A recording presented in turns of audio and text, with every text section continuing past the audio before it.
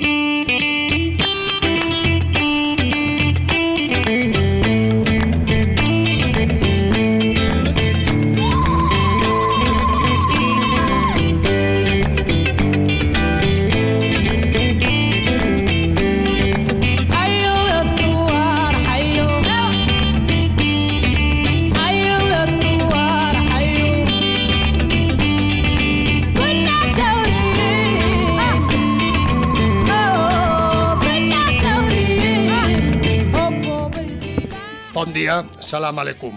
Benvingudes i benvinguts a Veu Sarauí, el programa de ràdio de l'Associació d'Amics del Poble Sarauí de les Illes Balears, a Ona Mediterrània. Rafael Borràs a la presentació i coordinació i Tomeu Martí al comandament tècnics. Fem el programa en directe un 6 de maig de 2024, però recordeu que, com sempre, hi haurà diverses redifusions en els 15 dies vinents, aquí, a Ona Mediterrània.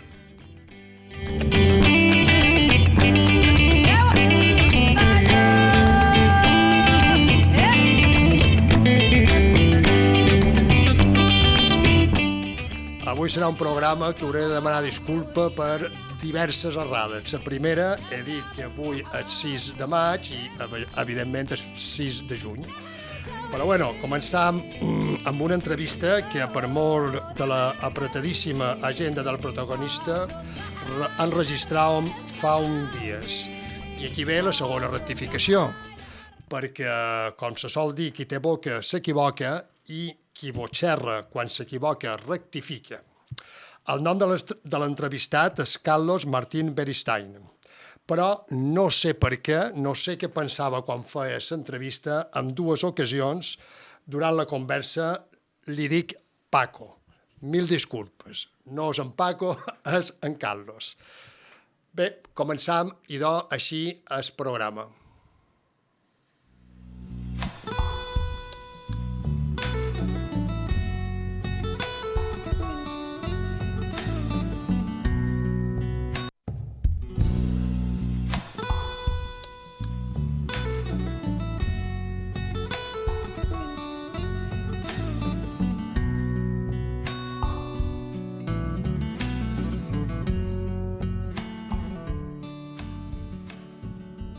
Carlos Martín Beristain és metge i doctor en psicologia social i un veterà investigador de les violacions de drets humans arreu del món, especialment a l'Amèrica Llatina, on va ser coordinador de l'informe Guatemala Nunca Más i assessor de les comissions de la veritat del Perú, Paraguai i l'Equador. S'ha convertit, per mèrits propis, en un referent en l'atenció psicosocial a les víctimes de la conculcació de drets humans i també un referent per xerrar de memòria històrica i conculcació d'aquests drets elementals en el Sàhara Occidental. No debades, Carlos Martín Beristain és amb Eloísa González Hidalgo, autor de l'obra El oasis de la memoria, Memoria histórica y violación de derechos en el Sàhara Occidental. Una obra en 2 volums que és tot un referent i fonamental per lo que avui, aquí a Veu Sarauí, volem parlar amb ell. Buenos días y gracias por atendernos, Carlos. ¿Qué tal? Buenos días, ¿cómo estás? Un gusto saludaros. Para empezar, así, para ir al grano, ¿no? Por decirlo de alguna manera. En nos podemos tutear, supongo, ¿no? A mí Sí, claro, por me supuesto. cuesta un poco tutearte, pero me parece que queda en la entrevista como más próximo, ¿no? Pues decía que para empezar, en tu opinión, ¿cuál es la situación de los derechos humanos en el Sáhara Occidental? Bueno, yo creo que antes que nada no es mi opinión, ¿no? Para eso hemos hecho varias investigaciones, ¿no? Una de ellas es el Oasis de la Memoria que señalabas, otra es una investigación sobre fosas comunes, los desaparecidos en el Sáhara, otra sobre víctimas de minas, otra sobre víctimas de bombardeos. Bueno, todo ello muestra un panorama en que la población saharaui fue víctima de graves violaciones de derechos humanos, de crímenes de lesa humanidad cometidos durante la invasión marroquí del territorio y que llevó al éxodo de más de la mitad de la población a los campamentos de refugiados de Argelia, que siguen viviendo en una situación de emergencia crónica y de falta de reconocimiento de sus derechos al retorno y a su propio país y territorio. Y por otra parte, pues las víctimas que han sufrido las violaciones directas de derechos humanos y las que siguen viviendo en los territorios ocupados por Marruecos. La mayor parte del Sáhara Occidental está ocupado por Marruecos desde octubre de 1975 y lo que viven allá pues es una limitación a sus derechos a la organización, la libertad de expresión y la falta de reconocimiento de su ciudadanía y de su identidad saharaui, ¿no? Junto al presidente de Aranzadi, Paco Echevarría, que por cierto es muy conocido en Mallorca por la dirección que hizo de las primeras aperturas de fosas y exhumación de víctimas del franquismo, por lo cual estamos eternamente agradecidos por la labor, y fue de las primeras fosas que se abrieron aquí en Mallorca. Bueno, pues junto a él presentasteis el resultado de nuevas investigaciones realizadas sobre la vulneración de derechos humanos en el Sáhara Occidental, en concreto sobre los bombardeos contra la población civil saharaui en febrero de 1976 y la exhumación de 4 nuevas fosas que se habían descubierto en 2014, ¿no? Y en las cuales se hallaron restos de 5 personas. Bien, Paco, a partir de esta noticia te quería plantear varias cuestiones o varias preguntas. La primera, ¿debería incluirse el Sáhara Occidental en el ámbito de aplicación de la Ley Española de Memoria Democrática? Mira, como señalas, varias de las víctimas, bueno, el Sáhara ha tenido durante muchos años cerca de 900 desaparecidos, ¿no? 500 de ellos aparecieron después que estaban, digamos, recluidos en centros clandestinos de detención en varios lugares. 400 de ellos siguen desaparecidos, ¿no? De esos 400 desaparecidos encontramos, sin contar, digamos, las víctimas del bombardeo de Brega, que es más de 400 desaparecidos. Hay otras víctimas de ejecuciones extrajudiciales o de víctimas de bombardeos, ¿no? El bombardeo de Modrega en febrero del año 76, cuando la gente estaba huyendo, saliendo de Marruecos, del Sáhara Occidental hacia Argelia. En ese trayecto la gente fue bombardeada, ¿no? La población civil fue bombardeada con bombas incendiarias. Muchos murieron, tenemos una lista de unas 60 personas que murieron, otros quedaron heridos. Esos cuerpos, esos restos quedaron en fosas que son inaccesibles para la población saharaui porque están en la zona ocupada por Marruecos.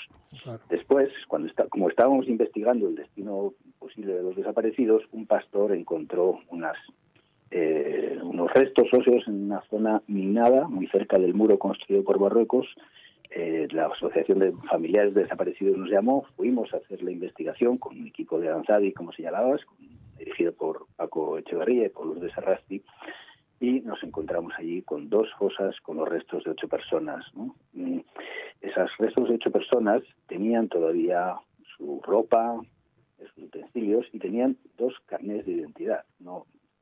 Uno era de Mohamed Molud Mohamed Amin y otro era Abdallah Ramdan, 2 personas que sabíamos que habían sido asesinadas allá y después enterradas de forma clandestina, desaparecidas desde entonces, porque teníamos un testigo, Abba Ali, que nos había hablado de esos hechos, que era un niño de 14 años que estaba viendo todo lo que sucedió. En la fosa encontramos los 2 carnets de identidad. Los carnets de identidad eran exactamente igual que los que teníamos nosotros en esa época, estaban escritos en árabe y en la parte de arriba, donde estaba la bandera española y ponía Sáhara. Sáhara era la provincia 43 del Estado español en esa época, y los saharauis asesinados tenían carnet de identidad español, ¿no? Eran, por lo tanto, ciudadanos bajo soberanía española y tienen el derecho, ellos y todos los que fueron, digamos, asesinados y desaparecidos, a que se les aplique también la legislación sobre los desaparecidos y sobre la memoria histórica, puesto que eran ciudadanos bajo soberanía española. Clarísimo. Entrando en estas últimas investigaciones que habéis presentado recientemente, ¿cuáles son los resultados más reseñables, ¿no?, en tu opinión, de estas investigaciones? Bueno, por una parte muestran que los desaparecidos fueron ejecutados, ¿no?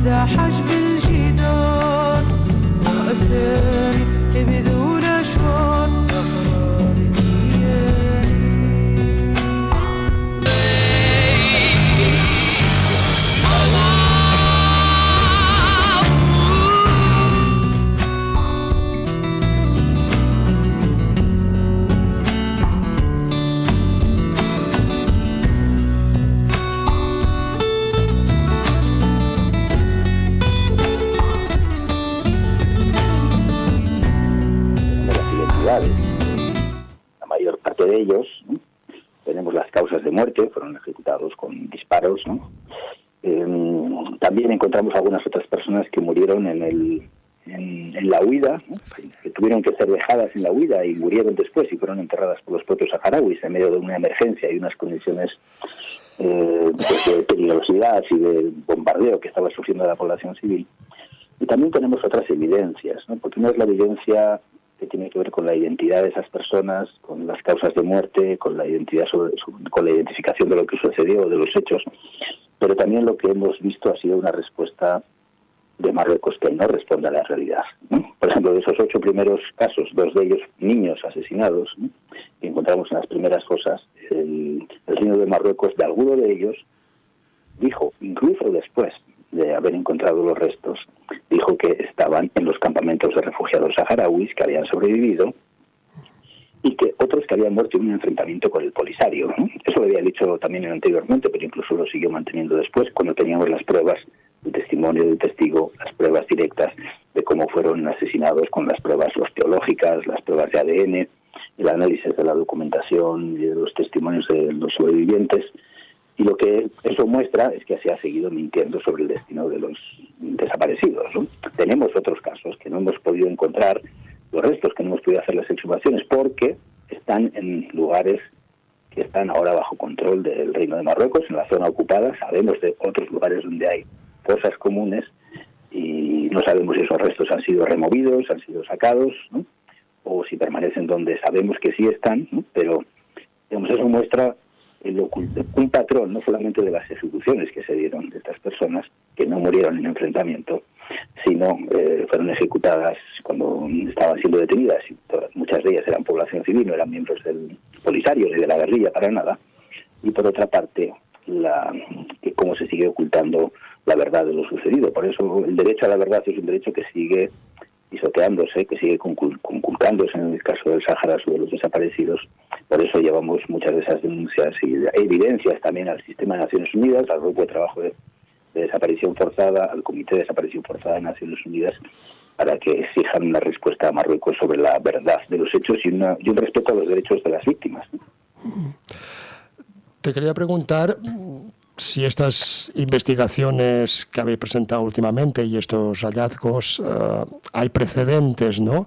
Ya nos has adelantado que sí, que es una secuencia, ¿no?, de investigaciones, de perseveración por vuestra parte, ¿no?, en esta línea de investigación, ¿no?, de los derechos humanos, ¿no?, que es...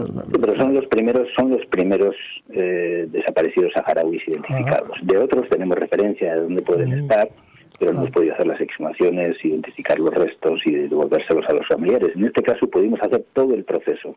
Estábamos haciendo esas exhumaciones en una zona al lado del muro construido por Marruecos, una zona peligrosa porque tiene minas. De hecho, pasamos al lado de varias minas, acompañado por un beduino que conocía dónde estaban esas minas y por dónde se podía pasar. Y esa es la primera evidencia, ¿no? Fuimos con estas evidencias al juez de la Audiencia Nacional, que lleva una demanda por genocidio y crímenes de lesa humanidad contra las autoridades marroquíes, y a partir de esa investigación el juez nos dijo: bueno, esta es la primera evidencia material, no solamente testimonial, que tengo, la evidencia de lo que sucedió, por lo menos en esos días, contra numerosas personas, y decretó, digamos, una orden de búsqueda y de detención internacional contra 11 autoridades militares y civiles marroquíes, ¿no? Eso todavía está sin haberse ejecutado por la falta de colaboración de las autoridades para llevar a cabo esas detenciones, y la investigación y el resarcimiento a las víctimas todavía sigue pendiente. Pero en cualquier caso, ¿cómo reciben las familias de las víctimas el hecho de recibir los restos, ¿no?, de las víctimas? Porque he tenido la ocasión de presenciar, ¿no?, y de participar en la entrega de los restos, ¿no?, a muchas familias de víctimas del franquismo, y la realidad es que aquí en Mallorca se hizo muy famosa una frase, ¿no?, que era que abrir fosas para cerrar heridas. No, así es, ¿no? Igualmente, no solamente ahí, en Guatemala, en Colombia, en el Sáhara Occidental también, ¿no? Cuando encontramos los restos, primero el testigo, el niño de 14 años en la época, estamos hablando 38 años antes, era un niño, ese niño nadie le había creído toda la historia que contó. Cuando él nos llevó al lugar y dijo: sí, fue aquí, y encontramos los restos y los identificamos, para él fue, se puede decir, una gran satisfacción, por una parte porque se lograba encontrar los restos de algunos de esos saharauis desaparecidos, y también su verdad, que él había contado tantas veces, y que la gente pensaba al final que el niño tenía una distorsión de la realidad, no sabía bien qué había pasado, etcétera. Eso era la confirmación de la historia, ¿no? Porque lo que estamos hablando es como muchas veces la verdad queda oculta, y la verdad se convierte como en una demanda de las víctimas, pero también se les acusa a las víctimas de estar queriendo reabriendo heridas. Las víctimas viven con una herida permanente, y precisamente encontrar a los desaparecidos es el primer paso, no solamente para saber qué pasó, la verdad, sino también para poder hacer un proceso de duelo, ¿no? Nos decimos la devolución. La gente decidió que los restos tenían que quedarse en la zona en la que los encontramos, que no los querían llevar a los campamentos de refugiados para estar más cerca de ellos, porque de ellos, en relación con la religión musulmana y su propia cultura, dijeron que los cuerpos debían quedarse donde había sido derramada la sangre, ¿no? Y ahí se hizo la ceremonia de entierro, como digo, un sitio delicado, difícil. Allí llegaron los familiares, los hombres, las mujeres, gente de la comunidad saharaui. Allí se hizo la entrega de los restos siguiendo las reglas tradicionales. Fueron envueltos en una sábana blanca, fueron entregados a la familia los puso, digamos, en las tumbas que se abrieron para ello, con apoyo de la comunidad. Los pusieron según el rito tradicional, para que esos restos descansen como tienen que descansar, mirando hacia la Meca, y allí se puso una placa en memoria de estas personas asesinadas, ¿no? Esa placa está mirando hacia el muro, hacia ese territorio ocupado, y la gente decidió que esa placa se tenía que quedar ahí, que los restos se tenían que quedar ahí. Pero es un ejemplo de un duelo que se pudo empezar a hacer entonces, que hasta entonces estaba congelado en el tiempo y negado también social y políticamente por parte de Marruecos, la potencia ocupante del Sáhara Occidental, y fue el primer paso para hacer ese proceso de duelo por parte de las familias.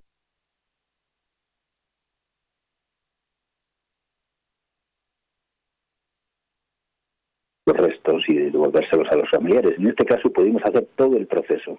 Estábamos haciendo esas exhumaciones en una zona al lado del muro construido por Marruecos, una zona peligrosa porque tiene minas. De hecho, pasamos al lado de varias minas, acompañado por un beduino que conocía dónde estaban esas minas y por dónde se podía pasar.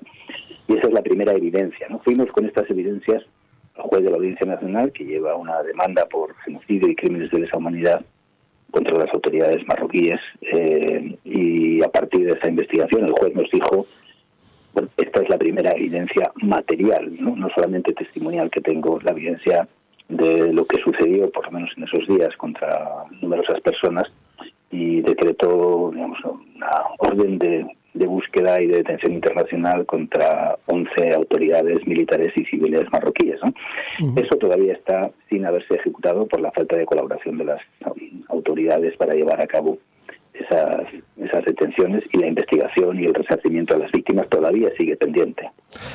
Pero en cualquier caso, ¿cómo reciben las familias de las víctimas el hecho de recibir los restos, ¿no?, de las víctimas?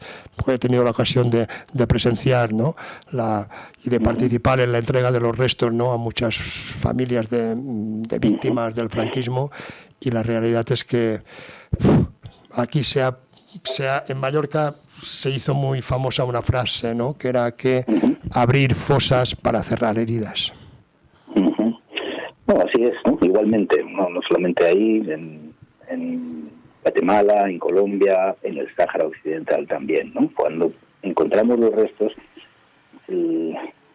primero el testigo, el niño de 14 años en la época, estamos hablando 38 años antes, era un niño, ese niño nadie le había creído toda la historia que contó. Cuando él nos llevó al lugar y dijo: sí, fue aquí, y encontramos los restos y los identificamos, para él fue, se puede decir, una gran satisfacción, por una parte porque se lograba encontrar los restos de algunos de esos saharauis desaparecidos, y también su verdad, que él había contado tantas veces, y que la gente pensaba al final que el niño tenía una distorsión de la realidad, no sabía bien qué había pasado, etcétera. Eso era la confirmación de la historia, ¿no?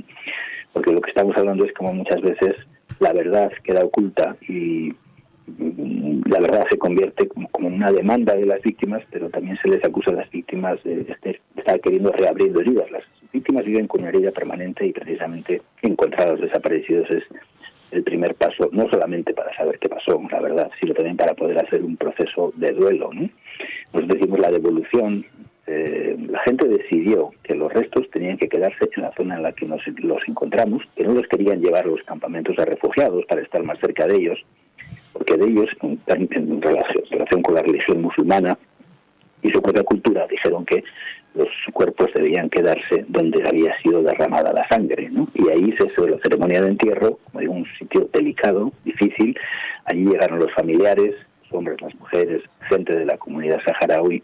Allí se hizo la entrega de los restos siguiendo las reglas tradicionales. Fueron envueltos en una sábana blanca, fueron entregados a la familia los puso, digamos, en las tumbas que se abrieron para ello, con apoyo de la comunidad. Los pusieron según el rito tradicional, para que esos restos descansen como tienen que descansar, mirando hacia la Meca, y allí se puso una placa en memoria de estas personas asesinadas, ¿no? Esa placa está mirando hacia el muro, hacia ese territorio ocupado, y la gente decidió que esa placa se tenía que quedar ahí, que los restos se tenían que quedar ahí.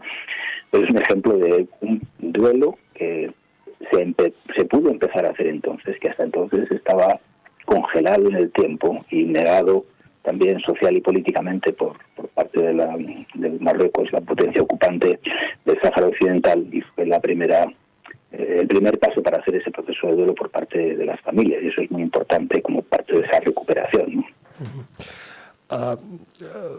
La audiencia de este programa puede visualizar, ¿no?, lo que nos acabas de comentar, ¿no?, la entrega de estos restos, ¿no?, a sus familias, la emoción de sus familias, la entereza, ¿no?, de los familiares, ¿no?, y obviamente y el cumplimiento de su deseo, que si querían que el memorial, ¿no?, estuviera en esta zona minada, peligrosa, pues se tenía, obviamente, me imagino, ¿no?, obviamente que respetar. Bueno, esto lo pueden visualizar, ¿verdad?, porque soléis acabar o completar las investigaciones con algún texto, algún libro o algún artículo, pero también con documentales. ¿Nos recuerdas el título del documental que pueden la audiencia, si está interesada, que seguro que sí, visualizar este proceso que nos acabas de comentar?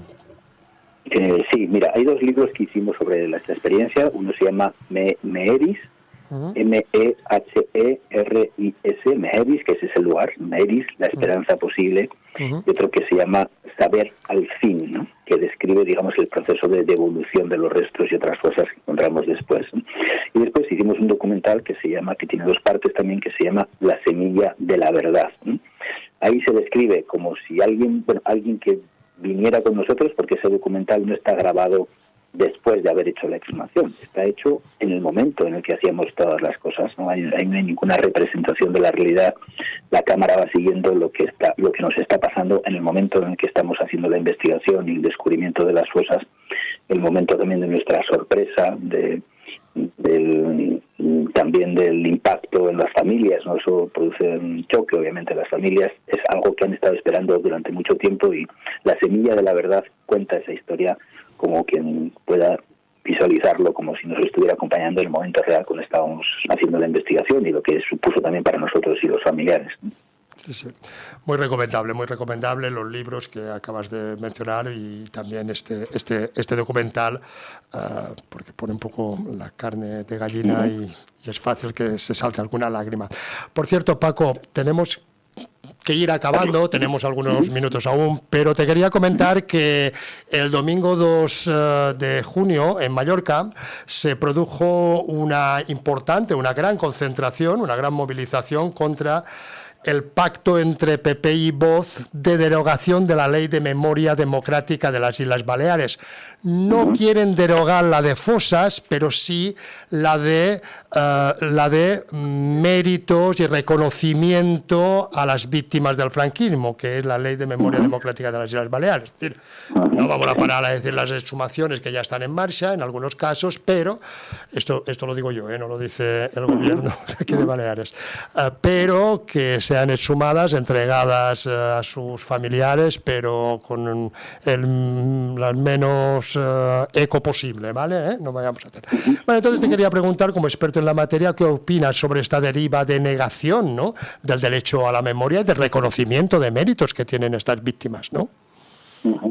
¿Qué opinas? Bueno, yo creo que debería recomendárseles a quienes están tratando de impulsar una legislación negacionista del pasado, de la realidad, y sobre todo les diría que eso es una negación del dolor y el sufrimiento de las víctimas que es inaceptable. No estamos hablando solamente de hechos, ¿no?, sobre hechos sobre los cuales cada quien puede tener una determinada visión, no estamos hablando de injusticias, estamos hablando de ejecuciones, estamos hablando de desaparecidos, y ahí hay una legislación internacional, unos acuerdos internacionales. Ahí hay una conciencia colectiva también en una buena parte de la sociedad de la importancia de que, aunque haya sido tarde, muchas de esas medidas que se tenían que haber tomado hacía mucho tiempo, nunca se pudieron llevar a cabo, muchas veces por el miedo, ¿sí? Y cuando se han podido empezar a hacer, se han tenido que hacer pues con mucho esfuerzo por parte de las familias y por parte de ciertos sectores de la sociedad, y ahora estamos empezando a ver posiciones negacionistas del pasado que serían inaceptables en una sociedad como la alemana, por ejemplo, sobre el genocidio de los judíos o en Francia, pero que aquí estamos volviendo otra vez a intentos de negar el pasado. Les recomendaría que se lean los informes del relator especial para la verdad, justicia, reparación y no repetición de Naciones Unidas, Pablo de Grief, sobre el caso de los desaparecidos en España. Y les recomendaría también el último informe publicado por Fabián Salvioli, el último relator del derecho a la verdad, justicia y reparación de Naciones Unidas, que hace precisamente un análisis sobre lo intolerable del negacionismo y de los intentos de cambios de esas leyes, y sobre los derechos de las víctimas a la verdad, a la justicia, a la reparación, ¿no?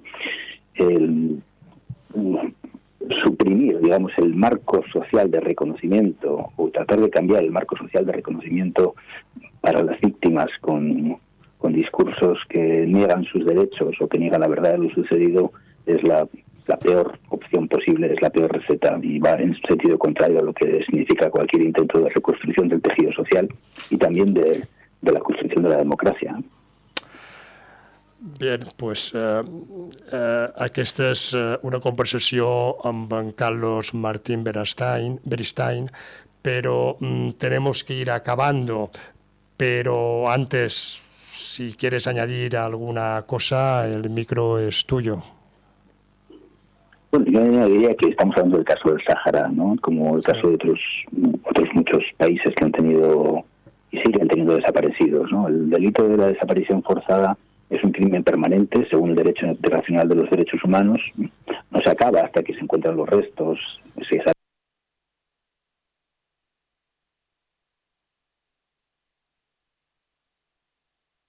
a la verdad, a la justicia, a la reparación, ¿no? Suprimir, digamos, el marco social de reconocimiento, o tratar de cambiar el marco social de reconocimiento para las víctimas con discursos que niegan sus derechos o que niegan la verdad de lo sucedido, es la peor opción posible, es la peor receta, y va en sentido contrario a lo que significa cualquier intento de reconstrucción del tejido social y también de la construcción de la democracia. Bé, doncs aquesta és una conversació amb en Carlos Martín Beristain, pero tenemos que ir acabando. Pero antes, si quieres añadir alguna cosa, el micro es tuyo. Bueno, yo añadiría que estamos hablando del caso del Sáhara, ¿no? Como el caso de otros muchos países que han tenido y siguen teniendo desaparecidos, ¿no? El delito de la desaparición forzada es un crimen permanente, según el derecho internacional de los derechos humanos. No se acaba hasta que se encuentran los restos, se sabe la verdad, pueden ser devueltos a los familiares y puede hacerse una ceremonia de devolución siguiendo las pautas culturales o religiosas propias, pero también es un dolor permanente a las familias, y es ese dolor con lo que hay que acabar, ¿no? Y las responsabilidades también del Estado español, ¿no? En términos de una colaboración activa para acabar con ese dolor, pasan por el reconocimiento de la verdad de las víctimas, pasan por el derecho al duelo y pasan por una necesidad de que en la búsqueda de una salida política para el Sáhara Occidental, los derechos humanos sean parte fundamental de esa salida, ¿no? Como sabes, hay una misión de Naciones Unidas desde el año 91 en el Sáhara que tiene el nombre de la MINURSO, una misión para la realización del referéndum sobre el Sáhara Occidental. Han pasado más de 30 años y todavía ese referéndum nunca se ha podido hacer, pero tampoco esa misión tiene un mandato de verificación de derechos humanos. Es la única misión en el mundo en un conflicto así que no ha tenido un mandato de derechos humanos, y los derechos humanos no pueden ser excluidos de la agenda tampoco de Naciones Unidas y de la búsqueda de salida política al conflicto, y de las responsabilidades tanto del Reino de Marruecos como potencia ocupante del territorio, como del Estado español como potencia administradora, según Naciones Unidas, sobre el territorio del Sáhara Occidental. Pues muchísimas gracias por atendernos, por esta charla, por estas explicaciones y sobre todo por el trabajo que haces y que hacéis. Ha sido un placer poder hablar contigo. Muchas gracias, un abrazo y hasta la próxima. Bueno, hasta la próxima, Rafa, y un abrazo y un saludo a todos y todas que nos escuchan.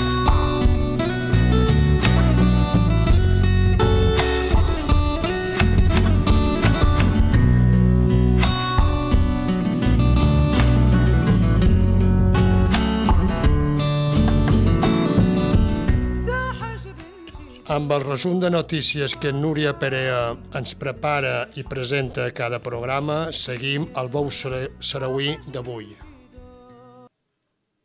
Notícies recopiladas entre el 21 de maig i el 3 de juny. Fons de les notícies, no te olvides del Sáhara Occidental, Sahara Press Service i ex-saharaui. Guerra al Sáhara. L'exèrcit d'alliberament del poble saharauí bombardeja enclavaments enemics al sector d'Amgala. Segons informació de la Direcció Central del Comissariat Polític de l'Exèrcit d'Alliberament del Poble Saharauí, les tropes marroquines acantonades a la zona de Magri d'Acra, al sector d'Amgala, al Sàhara Occidental, van patir baixes per un bombardeig artiller de les unitats d'aquest exèrcit. Des de la ruptura de l'alto el foc i el començament de la guerra el 13 de novembre de 2020, les unitats de l'exèrcit han estat fustigant les forces d'ocupació en aquests sectors i a sectors adjacents al mur militar marroquí. El govern saharauí ja ha advertit que tot el Sàhara Occidental, tant el seu espai aeri, terrestre com marítim, s'ha convertit en una zona de guerra. Tot i que continua amb el seu hermetisme en relació amb les baixes als bombardejos de les forces saharauís, no pot continuar ocultant el fet d'una guerra que s'estén a l'interior del Marroc i que ja reporten baixes mortals. I els campaments de refugiats. 8è aniversari de la mort del líder històric del Front Polisario, Mohamed Abdelaziz. Abdelaziz va ser la persona que va dur la lluita per la independència del Sàhara Occidental dels camps de batalla als passadissos de l'ONU, on encara segueix la baralla amb el Marroc per l'autodeterminació del poble saharauí. Només mesos després de fer els 68 anys, el líder saharauí va morir el 31 de maig del 2016. Aquest líder va dirigir el Front Polisario i la República Saharauí durant almenys 4 dècades, des de la invasió marroquina fins al 2016. Va treure el seu poble de la guerra i va dur la lluita saharauí a l'escena internacional, als passadissos de l'ONU i als tribunals europeus.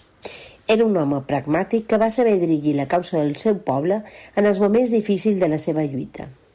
Aquests 8 anys des de la seva desaparició física ha canviat molt respecte al procés polític dirigit per l'ONU. I la RAS celebra 40 anys a la Unió Africana com a membre fundador de ple dret. L'Organització per a la Unitat Africana es va fundar un 25 de maig de 1963 a Addis Abeba, Etiòpia. La seva creació va constituir un pas enorme per a l'aglutinació del continent després de dècades de colonialisme i desunió. Els seus fundadors pensaven en la unitat i la solidaritat entre els països africans i l'abolició del colonialisme, encara que aquest desig aclamat no s'ha completat encara per la permanència del Sàhara Occidental com l'últim vestigi colonial al continent. Després de 13 anys de la creació de l'Organització per a la Unió Africana, l'Estat de la República Àrab Saharauí Democràtica naixia un 27 de febrer de 1976, un esdeveniment rellevant de la història del Sàhara Occidental. Des de la fundació, la diplomàcia del Front Polisario ha treballat per col·locar la naixent RAS als escenaris internacionals. Van haver de passar 8 anys per materialitzar l'admissió del nostre país a l'organització continental. Reconeguda per més de 80 països a tot el món, a més d'altres països que mantenen relacions polítiques amb aquesta a través del seu reconeixement al Front Polisario, la RAS passaria a conformar part dels 54 estats de la Unió Africana sense el Marroc, ja que Hassan II va anunciar que si la RAS assistia a la 20a cimera de l'Organització per a la Unitat Africana, el seu país es retiraria de la cimera. I el Marroc va romandre absent i al marge durant 33 anys, fins al 2017. Després de 40 anys, de 8 anys d'Organització Unió Africana i 22 anys com a membre i membre fundador de la Unió Africana, la República Saharauí s'ha mantingut iniesta a la Unió Africana com a membre de l'Organització Continental, participant a cimeres del continent i en altres cims de l'associació amb altres organismes i organitzacions internacionals. Durant tot aquest temps, la República Saharauí ha defensat la seva presència a les maniobres de l'ocupació marroquina. I mentre la República Saharauí celebra la seva admissió a l'Organització Continental, Àfrica celebra aquest 25 de maig del 2024 el seu Dia de la Llibertat, l'aniversari de l'erradicació de la xacra del colonialisme. I els territoris ocupats. Sotmeten un pres polític saharauí a una inspecció humiliant i assetjaments. Les autoritats penitenciàries de la presó de Tifelt II, al Marroc, han sotmès aquest dimarts passat la cel·la d'un pres polític saharauí i membre del grup Jamie Zik a una inspecció de manera provocativa i humiliant, destruint diversos llibres i destrossant les seves pertinences personals. Segons el testimoni de la mare del pres polític saharauí, l'administració penitenciària de la presó va registrar deliberadament la cel·la del pres polític i va incitar els empleats de la presó a destruir intencionadament moltes de les seves pertinences personals, destrossant tots els seus llibres i privant-lo també de rebre visites familiars. A més, els guàrdies de la presó li van impedir fer una trucada telefònica a la seva família a fi d'evitar que els informi de les mesures arbitràries i les pràctiques humiliants aplicades en la seva contra. L'últim capítol, del qual va ser l'incitació de presos comuns en contra i la prohibició de trasllat a l'hospital per rebre els tractaments mèdics que necessita. I en clau internacional. Els partits polítics demanen al govern ajuda humanitària per al poble saharauí davant la falta de menjar. El Congrés dels Diputats ha demanat al govern que augmenti l'ajuda humanitària al poble saharauí als campaments de Tinduf, Algèria, davant l'emergència humanitària provocada per la reducció d'un 30% de la cistella bàsica per als refugiats saharauís que distribueix el Programa Mundial d'Aliments de l'ONU. La iniciativa, una proposició no de llei a la Comissió de Cooperació Internacional per al Desenvolupament, ha partit de Sumar, que ha consensuat la proposta amb el PSOE i amb el PP i ha rebut el suport de tots els grups excepte de Vox. I per acabar, en clau internacional, el Front Polisario adverteix a l'empresa Fortescue que no s'impliqui en el saqueig de les riqueses saharauís. El Front Polisario ha advertit a través del seu representant a Austràlia, Kamal Fadel, a l'empresa Fortescue que deixi d'implicar-se en el saqueig dels recursos naturals saharauís.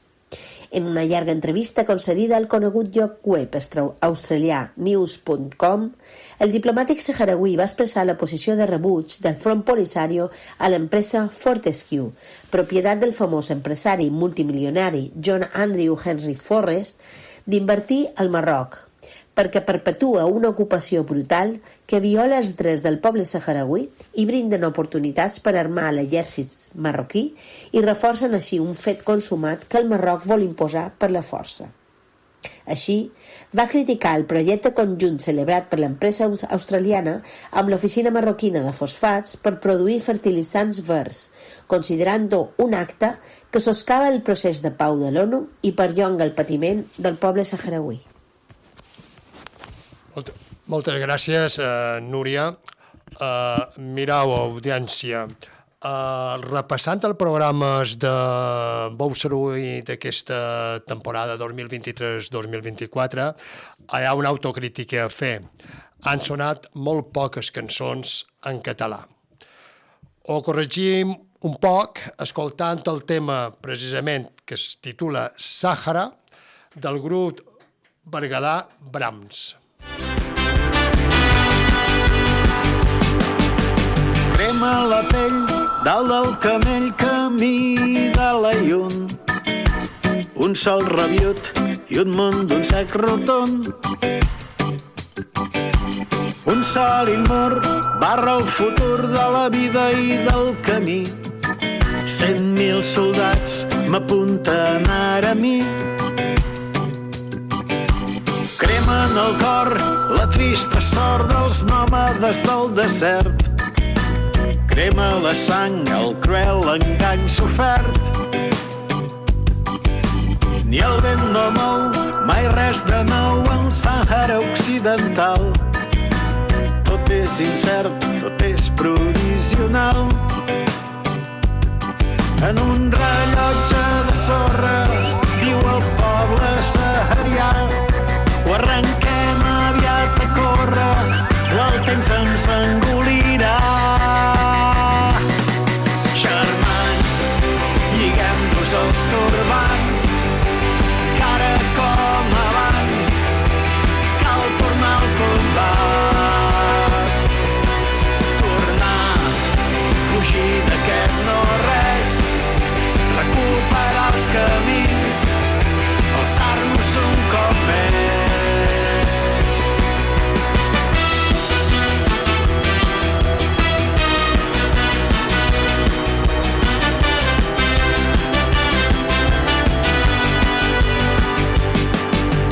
Tossudament, amb gest valent, l'àvia mare diu que no. No pensa fer-se una casa de dot. Ella té clar que ara plegar la voldria dir resignar-se a quedar-se sempre aquí. Només hi ha un motiu per viure al camp de refugiats, l'esperança de sortir-ne, l'esperança de tornar. Germans, lliguem-nos els turbants, que ara com abans cal tornar al combat. Tornar, fugir d'aquest no-res, recuperar els camins, alçar-nos un cop més.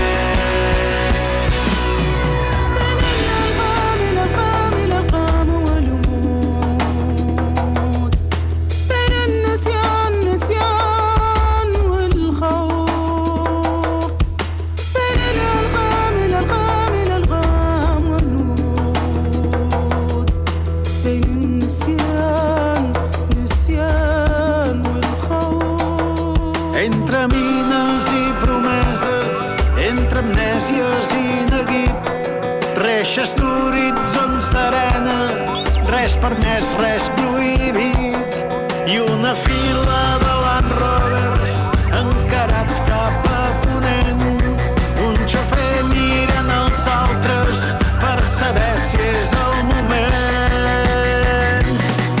Germans, lliguem-nos els turbants, que ara com abans cal tornar al combat.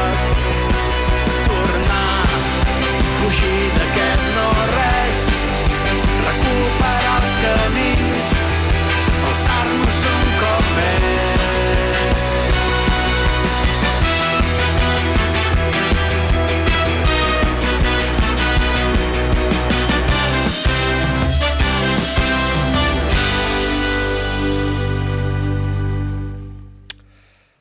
Mira, després d'aquesta fantàstica cançó de Brans, no?, per animar un poquet de matí, enfilam la recta final del Bou Saragüí d'avui amb l'anàlisi de Ramon Orfila, que ens orientarà un poquet per la votació de diumenge dia 8, no?, de juny.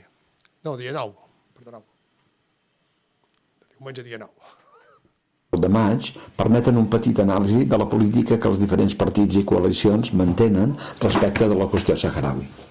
No hi ha dubte que l'actitud del Parlament Europeu respecte d'aquesta qüestió té una gran transcendència, en tant que es tendeix cada vegada més a unificar també les polítiques exteriors dins la Unió Europea, però de manera especial pel fet que a Europa pesen cada vegada més els lobbies o grups de pressió, i de l'actitud de les diferents forces polítiques depèn també la disponibilitat d'escoltar i atendre les pressions que ja es comencen a prodigar, i com ho prova la història recent, de vegades de manera opaca i en pràctiques que freguen la corrupció i la intromissió d'altres països, que no dubten a l'hora de programar la defensa dels seus interessos en emprar mètodes poc ortodoxes. Tots tenim al cap encara escàndols ben recents que s'han destapat mostrant fins i tot la compra de voluntats polítiques, com en els casos Qatargate o Marrockgate, en els que els governs catarí i marroquí es van prodigar les seves pràctiques mafioses a l'hora de cercar suports per avalar o obstaculitzar decisions parlamentàries que podien perjudicar-los o ajudar-los respectivament. Així, segons l'anàlisi que ha fet dels programes electorals al partit El Independiente, resulta simptomàtic el tractament de la qüestió saharaui en els programes dels dos principals partits, si tenim en compte el seu pes actual en número d'eurodiputats i les previsions que ofereixen les enquestes. El Partit Popular, per exemple, no dedica ni una sola línia a la qüestió, la qual cosa fa interpretar que el motiu de l'increment de l'activitat del grup parlamentari popular al Congrés dels Diputats, exigint explicacions al govern de Pedro Sánchez sobre el gir de 180 graus en la seva política exterior sobre el Sàhara, respon molt més a una estratègia de desgast del president, en tant que coneixen la seva soledat en aquesta qüestió, que no un interès real pel problema. El portaveu del PNB, Aitor Esteban, posava en dubte irònicament de manera recent que el PP presentés les mateixes propostes sobre la qüestió saharaui si en tos d'encapçalar l'oposició fos ell qui governés. Pel que fa al PSOE, es contenta amb incloure un paràgraf gens comprometedor en cap sentit, entre altres coses per evitar en cap tipus de debat sobre un tema en el que sap que està absolutament sol, que no pot comptar amb el suport de cap de les forces polítiques parlamentàries i que fins i tot el seu soci de govern, Sumar, o els grups parlamentaris que van fer president Pedro Sánchez votant la seva investidura, coincideix amb el canvi de rumb pro-marroquí que el president ha impost, sense molestar-se a recabar altres suports parlamentaris. De esta manera es contenta en afirmar que en relación con el Sáhara Occidental promoveremos también desde el marco de la UE acciones de apoyo al enviado personal del Secretario General de las Naciones Unidas y encaminadas a alcanzar una solución en el marco de las Naciones Unidas. Impulsaremos asimismo la ayuda humanitaria de la Unión Europea a la población saharaui en los campamentos. Un poc més de no res.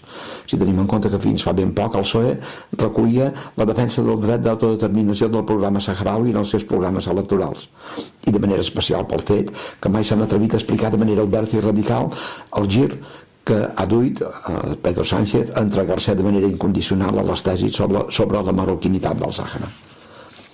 Pel que fa a Sumar, afirma que apoyaremos también desde el marco europeo el derecho a la libre determinación del pueblo saharaui, dando marcha atrás al cambio de posición adoptado en nuestro país, reforzando las relaciones diplomáticas al más alto nivel con la República Árabe Saharaui Democrática, ampliando el mandato de la misión de las Naciones Unidas para el referéndum del Sáhara Occidental, MINURSO.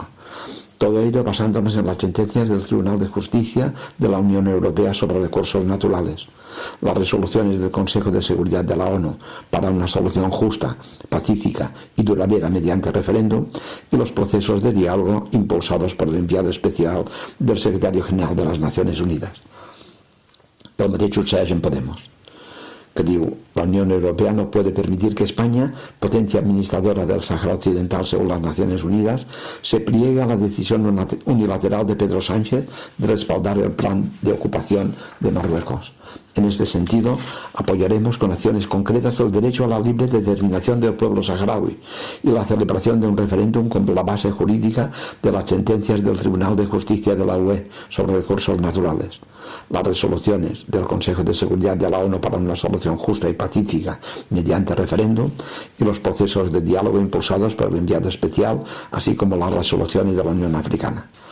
Promoveremos el aumento de la ayuda humanitaria para la población refugiada saharaui. Defenderemos los derechos de las personas defensoras de derechos humanos saharauis que actualmente son violentadas, perseguidas y encarceladas por el régimen marroquí. Pel que fa a la coalició Ara Repúbliques, que engloba Bildu, Esquerra Republicana, BNG i Més per Mallorca i Més per Menorca, és ben conegut el seu compromís respecte dels drets del poble saharaui. Igualment succeeix amb el PNB, en la qual cosa resulta que l'actitud sobre la qüestió saharaui dels partits en un pes menor en número de diputats i d'eurodiputats és de manera clara favorable a les tesis del Front Polisario, mentre que els socialistes estan totalment alineats a les tesis marroquís o intenten no polemitzar a nivell europeu, com és el cas del PP o Ciudadanos. Cap sorpresa, per tant, respecte de la